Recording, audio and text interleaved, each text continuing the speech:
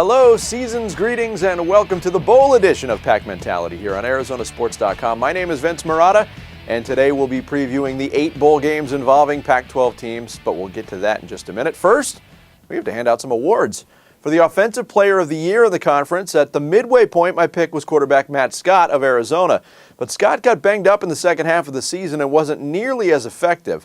There were many worthy candidates, but this award from me goes to Marcus Mariota, the redshirt freshman quarterback of Oregon. Mariota completed 70% of his passes, finished 5th in the nation in passing efficiency, threw 30 touchdown passes and only 6 interceptions, and ran for almost 700 yards. With Mariota calling the signals, the Ducks' offense actually improved over last year's squad and the 2010 team, which played for the BCS National Championship. And just remember, he's only a freshman. Defensive Player of the Year award. At midseason, it went to Arizona State defensive tackle Will Sutton, and that pick remains the same. It's been a long time since we've seen a Sun Devil interior lineman dominate the way Sutton did, even though he had a target on his back all season long. The junior from Corona, California was 5th in the nation in tackles for loss and 13th in sacks, and he played less than 100% for the second half of the season. Will Sutton was simply a beast for Arizona State. Coach of the Year, the midseason pick, was Mike Riley of Oregon State, but the postseason pick is David Shaw at Stanford. Nobody expected the Cardinal to win the Pac-12 title, especially since they're in the same division as Oregon. And Stanford doesn't play the sexiest style of football, they just win. Stanford finished 11-2 with one of those losses courtesy of a very questionable call at Notre Dame, who just happens to be the #1 team in the country. Since Jim Harbaugh bolted for the NFL, Shaw is 22-4 and has played in 2 BCS bowl games. Not too shabby. Game of the year, it's got to be Stanford's 54-48 overtime win over Arizona in Week 6. The Wildcats led 48-34 with under 10 minutes to go in Palo Alto, but redshirt freshman quarterback Josh Nunes led 2 touchdown drives of over 75 yards and capped them both with touchdown runs. In overtime, Matt Scott threw an interception. Stephon Taylor scored on the next play to finish the comeback and the win for the Cardinal. In all, the game featured 1,234 yards of offense, exactly 617 for each team. It was a classic. And the play of the year, I'll just let Cal's Brendan Bigelow show it to you. 9:48 to go, third quarter. Another low snap. Zach Maynard managed to hand it off to Brendan Bigelow. Wow, what a run, and he's still up. And he can fly. They're not going to get him. Brendan Bigelow, touchdown, Cal, 81 yards. On the Week 14 picks, I went 2-0 to push the season record to 69-22. Now, let's go bowling. Arizona kicks off the bowl season Saturday with a date against Nevada in the Gildan, New Mexico Bowl.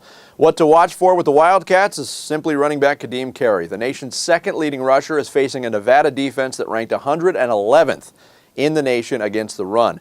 The Wolfpack have a great runner in their own in Stephon Jefferson, who also ran for over 1,700 yards. But the Wildcats should have too much firepower. I like Arizona 34-24.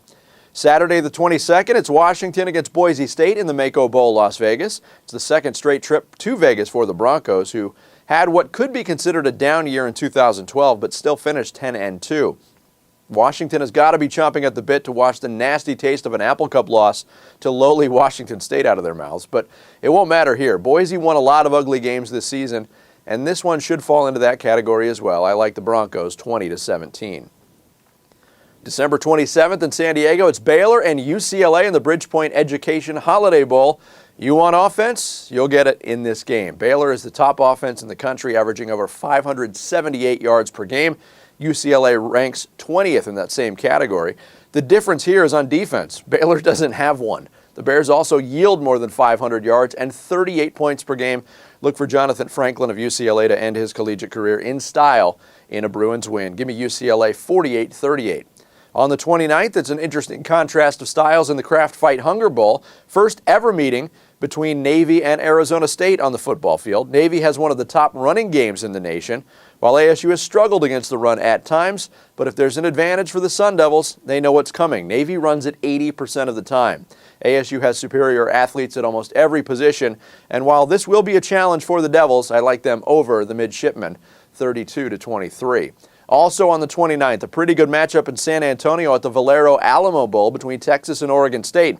The Longhorns have lost 2 straight coming into this game, and again were one of the big disappointments in college football this year. Since playing in the BCS championship game following the 09 season, the Horns are just 21-16. Oregon State, on the other hand, one of the biggest surprises this year, following up a 3-win campaign to a 9-win season in 2012. I think Oregon State's passing attack featuring Marcus Wheaton and Brandon Cooks will be too much for the Longhorns. Give me the Beavers 28-24. New Year's Eve, the USC Trojans take on the Georgia Tech Yellow Jackets in the Hyundai Sun Bowl.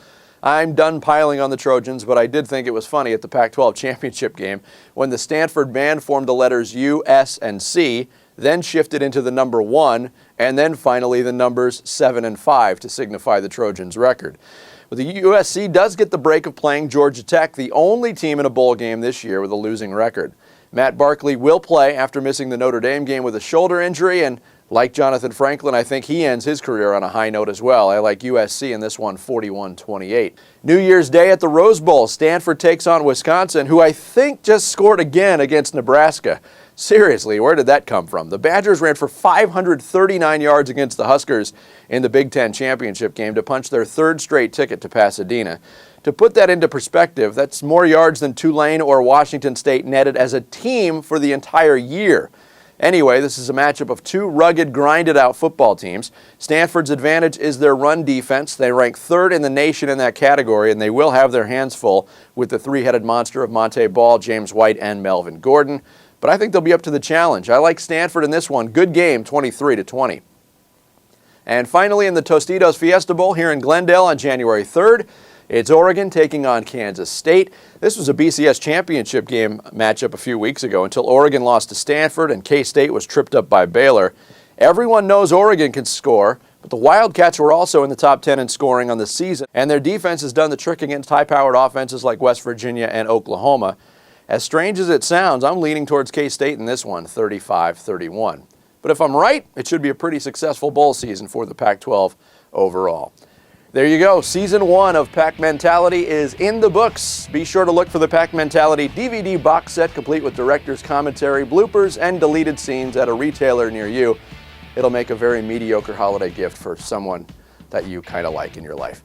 And if you're not interested in the box set, just follow me on Twitter at Vince Marotta. Thanks so much for watching. Happy holidays. Enjoy the bowl games, and we'll see you soon right here on ArizonaSports.com.